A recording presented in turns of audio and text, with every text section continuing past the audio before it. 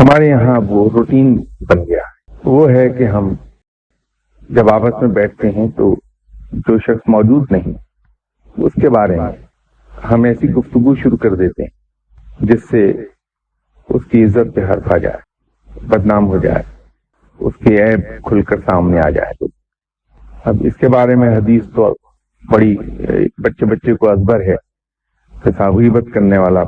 ऐसे ही है जैसे वो अपने मुर्दा भाई का गोश्त खाए। अब इस बुराई का आलम यह है कि एक बार कुछ सहाबा कराम तशरीफ रखे हुए थे, तो एक और सहाबी आए जो ज़ारो कितार हो रहे थे और ये कह रहे थे कि आज मुझसे अपने ऊपर बहुत जुल्म हो गया,